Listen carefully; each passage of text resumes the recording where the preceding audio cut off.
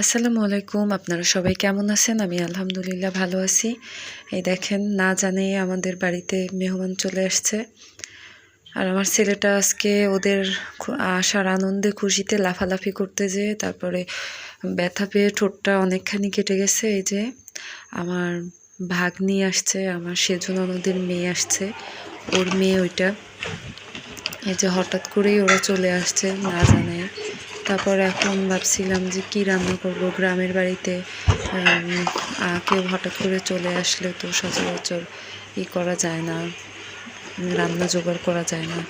এর জন্য আর কি ওদের জন্য এই যে ডিম সেদ্ধ দিয়ে দিছি, আর রান্না করব ডাল, আর এই যে পুঁটি মাছ ছিল ওইটা দিয়ে ডাল দিয়ে বড়া বানাইছি, এটা আজকে রান্না করব।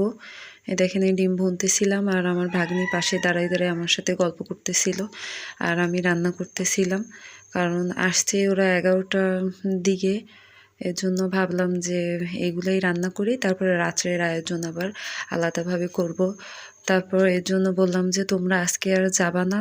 তারপরে ওরা আর কি বললো যে ঠিক আছে আমরা আজকে যাব না, রাত্রে খাওয়া দাওয়া করে তারপর যাব, কারণ আমাদের বাড়ি থেকে ওদের বাড়িটা বেশি দূর না, ওর শ্বশুর বাড়ি কাছেই ওর বিয়ে হয়েছে।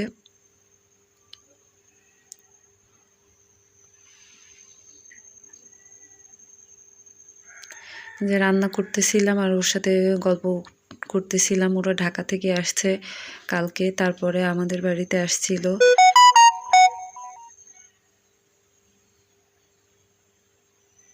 তো ও বলল যে মামি এখন বেশি কিছু রান্না করা লাগবে না, তুমি এখন যা আছে তাই রান্না করো, তোমরা যা দিয়ে খাবা তারপরে আর কি আমাদের জন্য পরে রাত্রেবেলা যদি আয়োজন করো পরে করবো।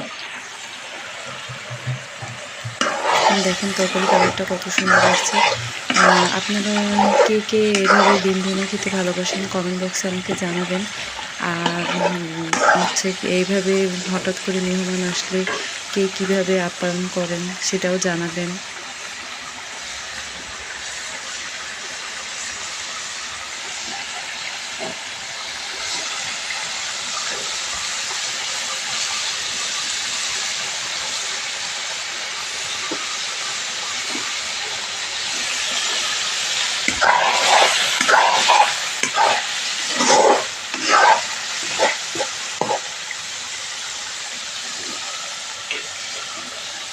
শীতের দিনে ধনিয়া পাতা না দিলে তো মনে করেন কিছুই ভালো লাগে না, এর জন্য ধনিয়া পাতা দিয়ে দিলাম। আর এই যে রাতের আয়োজন হাঁসের গোস্ত, 2টা হাঁস আনছিল আর পোলাও রান্না করছিলাম আর সালাদ। ওদের সাথে আবার আমার দেওরও আসছে রাত্রেবেলা, সে আবার তার শ্বশুরবাড়ি থেকে আমাদের এখানে আসছে, সে আবার মিষ্টি নিয়ে আসছে, ফল নিয়ে আসছে, এসব নিয়ে আসছিল। আপনাদের যদি আমার ভিডিওটা ভালো লাগে তাহলে লাইক দিয়ে দিবেন। আল্লাহ হাফেজ।